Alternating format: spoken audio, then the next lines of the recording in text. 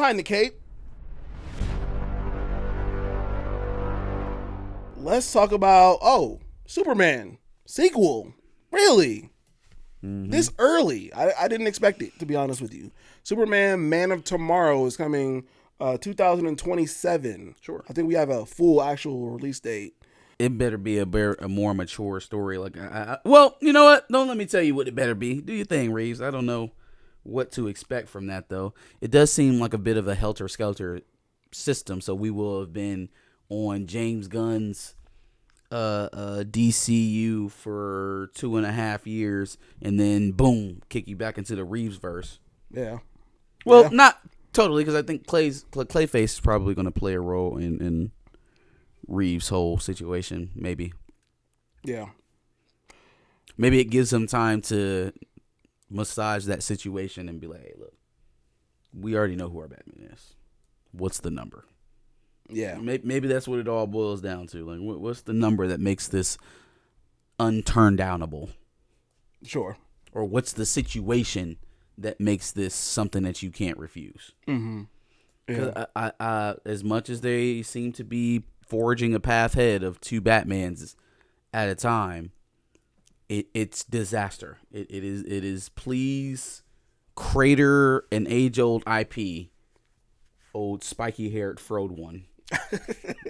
Please is what he's asking to do. Like, let's crater a dinosaur IP by forcing people to wrap their head around, okay, this is this Batman in this universe, and this is this Batman in this universe, and no, we don't have any multiversal events going on, but just separate the two, which is crazy. That's and so don't crazy. associate them with each other. That's nuts. Yep. So 2 Alfreds, 2 Robins, 2 Commissioner Gordons, just, yeah. And potentially 2 of the same and villains. talks of a Batman 3. So, like, with no end in sight. Yeah. With no end in sight. They're going to have to probably interweave 2 Jokers or 2 different villains. Or they'll fight over the villains and characters that they want to use in each other. There's no part of this that makes this seamless or makes this feel like it's the best way forward. So I think they're going to continue to dialogue about it. I think he's going to continue to figure out what exactly it is, if he doesn't already know. Yeah. That Reeves doesn't like about being in a shared universe, but I have to get over it, dog. Sure. Get the build of goddamn bridge, a beautiful one with all the money we're going to pay you. Yes. And all the money we're going to make. Potentially. If that's the reason. I don't know. I really don't know. Maybe the smoke screen is, I'm going to tell everybody that, it's really you and you want to hold on to your thing, but I don't want you in my hen house, which could also still be a possibility. Yeah. Like, we're assuming that it's Matt Reeves that doesn't want to sign on because the things that people have said and what have you in terms of being in a shared universe. Mm-hmm. It could also be just as likely that he's willing and James Gunn doesn't want his version of Batman. Doesn't think it'll fit, thinks he has better ideas, wants to go in a different direction, what have you. Whatever it is, we're going to have to settle on one. I don't think there's any universe where it works for 2 at a time. Yeah. Yeah. Yeah, no, Tony Robinson, I think you're right. Horror is hot right now, and so maybe they do keep Clayface because of that, but I just don't see Clayface also working in the same landscape of other horror movies. If it were built for streaming, if it was meant to be on television, then I would feel a little bit better about it. A Clayface movie, I don't think Clayface has ever been a cinematic character. For me. Sure. Never been a person I wanted to see cinematically. Yeah. So, we'll see. The Bluey movie is also coming out in 2027. So, I think we know what the best-selling movie of 2027 is going to be.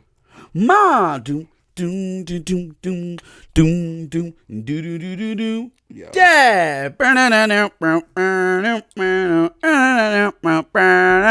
Bingo.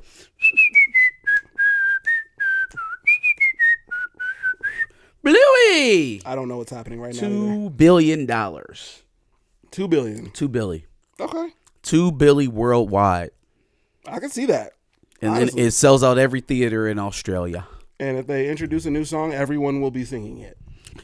It's I don't think there will be another. Well, no, I mean there have been some good ones. There have been some pretty big kid events. This will be one for the ages. If you work in a movie theater, you better just go ahead and plan your sick time or a nice long vacation around the time that the Bluey movie is going to be in the theaters, because that shit's going to live in the theater for a while. Yes. For a while. Disney is going to milk that thing until it's gone. A Bluey movie? Man. I mean, can you really be mad at them, though? I mean, it's just a smart move. Right? Who cares about Gen Z boys? Let's get this Bluey money real quick. Well, but I mean, it's also the most popular thing on the internet. It's the most viewed thing on a streaming service is Bluey. So, yeah. All right. Talk to me about Olivia Cook. We talked about her last week, but apparently she thinks that somebody's being mean to her. Annoying comments. Really annoying comments.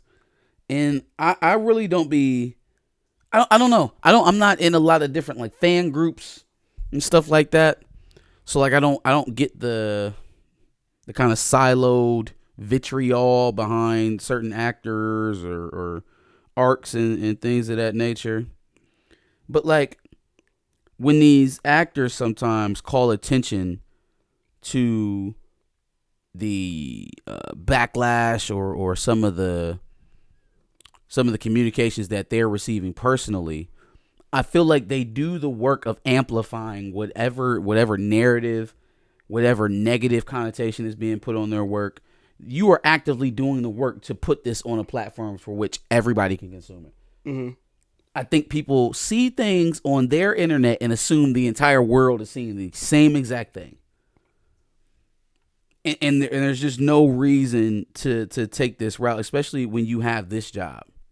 So she goes, Olivia Cook. Oh, wait, hold on. Even the setup, even the premise of the setup here from the Hollywood Reporter is who got this quote.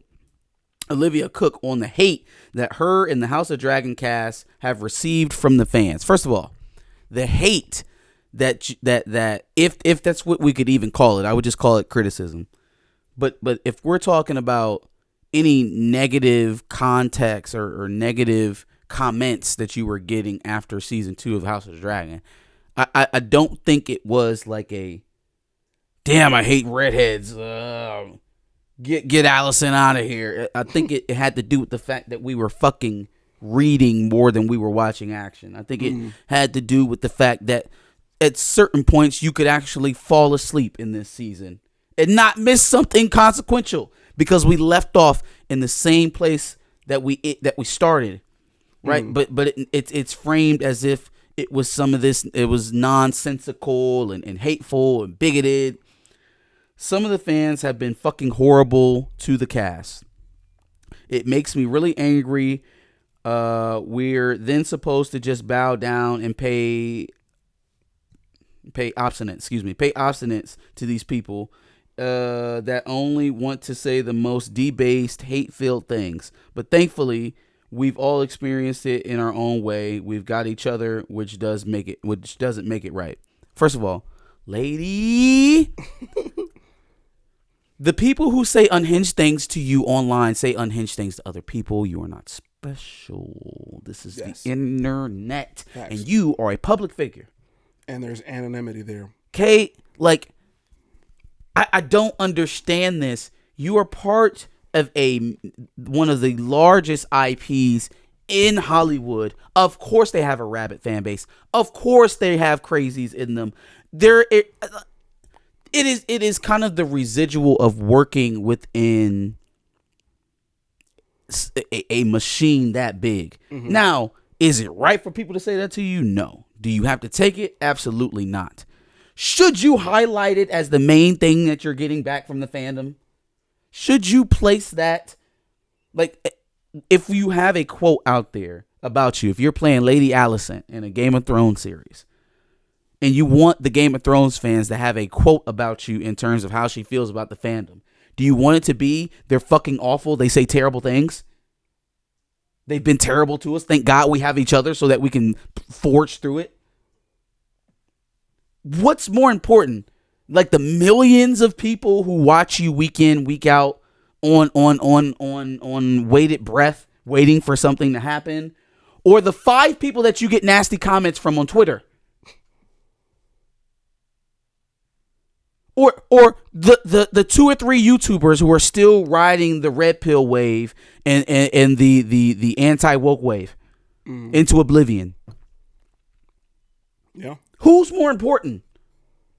Because you're getting a season 3. So for me, I would say the folks who are watching the shit week in, week out, and who are just upset for where the story is going. Right. It feels almost as dishonest critique. Let me pick out the loudest, most ignorant people in the critique, in the criticism, and make them the face of the criticism. So now all of it, anything you say against the cast or the crew or the writers or the producers, it's just unwarranted vitriol. I do feel like it's a natural inclination to focus on the negative as it pertains to the things that you're doing than focusing on the positive things, unfortunately. But to lambast it and lambast an entire community of people who are enjoying your show, that's kind of crazy. Halo's canceled. Acolyte is canceled. Okay? People hated on them shows, and they're gone. Yeah. You're on season 3. That tells me that there are far more people who enjoy your work and enjoy what you're doing than people who are hating on it. And again, if I'm a Game of Thrones fan and I had a quote to hang on from the actor who plays Alicent, I would much rather it be for the people who support her with their dollars and their viewership than you know, the usual suspects over there in Red Pill Land. Yeah. Sure. I agree. Come on, man. At a certain point, you're making your own boogeymen. Yes. You're creating them. Mm-hmm. And you're making the space for them to breathe, because now this is the conversation. Absolutely. Not, hey, listen, like the quote we gave last week. We are going to hit the ground running in season 3. We know where we messed up. We've gone back to the drawing board. We're attacking it in a different way. We're really excited for y'all to see what we got. Leave it at the quote that you had last week. This shit is bullshit. This is horseshit. Because truthfully, you should want the people who are already speaking positively of you to speak even louder than the supposed negative. Than the negatives, for sure. Since DeMarcus Wellman brought it up, Bel-Air final season release date announced. I believe we got November of this year. November 20-something, 24. Bel-Air season 4 release date, November 24th. 24th, yep. So right before Thanksgiving or right after? Before. Okay. Right before. Got it. So definitely ready for that. As y'all know, we'll be reviewing and you know, keeping up with that. Okay, last week we talked about Call of Duty, you know, and the fact that Paramount's acquired the rights to that movie. This week we found out that Steven Spielberg not only pitched for the movie, but scared Activision away. Like what? Because he wanted full control of the movie. So they said, nah, fuck you, Steven Spielberg. We're giving this to Paramount. I don't know why the suits be thinking that they just know. No, I want to be able to tell Steven Spielberg what to do in the movie. Okay, fuckface. All right, great. Give him full creative control. Which tells me that he was really into it, which is disappointing. Yes. He was really into it. He flew out to pitch it to the, like, oh my God, come on, man. He pitched for it, and y'all Steven said, Spielberg flew to you to pitch something? Man, let that man make what he want to make. Facts. Man. Let that man make what he wants to make. Facts. Get out the way. And he has a good track record with war movies. There is a very short list of guys I think that get carte blanche in terms of creative liberty. Nolan's on that list. Spielberg's on that list. Cameron's on that list. I just don't think you really get in the way of what they got. If it doesn't work out, we'll blame something else. I don't think it's necessarily them. Not to say they have a perfect track record, but it's effective enough to where you can trust that you're probably going to get a hit if you just stay out of the way. Just stay out of the way. No, we have to have that creative control.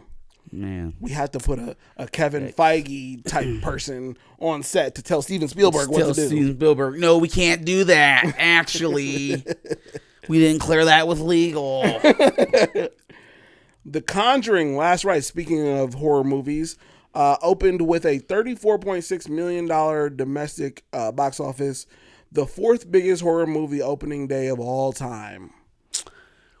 Just continuing the winning streak for horror movies. Mm-hmm. Weapons, Devils, Conjuring's going to be a spooky fall. Him is coming out this month. Yep. I think in a couple weeks. So Jordan Peele had another film in 2026, I think it was, with Paramount that just got scratched. I saw that. What the fuck is that about? I don't know. You're making too many race-based movies. Let's just go ahead and get rid of this one for now. Or he didn't even make this one. Him is Justin Tipton's movie. Yeah. It's Justin Tipton's movie. Do you think him is race-based, though? I don't know. I have no clue. Or does it seem it? I guess I should ask. I'm sure there's a racial aspect to it. I think the kid is biracial. Yeah. And Marlon is black. They're both quarterbacks. Hey, I like that. I don't think that's going to be the focus necessarily, Sure. but I think just like most of the things he's involved with, it'll have some kind of racial appeal to it. Element. Sure. Yeah, I agree. All right, Street Fighter movie now in production. They rolled out some posters with what seems to be the full cast. I still am out on this because I think it's going to be similar to the 90s version where it was kind of like, what am I watching? It's giving Dungeons and Dragons. Yeah. It's giving Dungeons and Dragons. That's Behind the Cape. So let us know what you thought about the takes. Put it in the prompt below. Like, share, subscribe. We're here every Sunday at 4:30 to kick it off, or you catch the replays at 10 o'clock on Thursdays. Absolutely. Make sure you check out our playlist full of Behind the Cape TV, film, news, and rumors. So see what we talked about last week. Make sure that you tap in with us, subscribe, all that good stuff, because we like to do this every Thursday at 10 o'clock.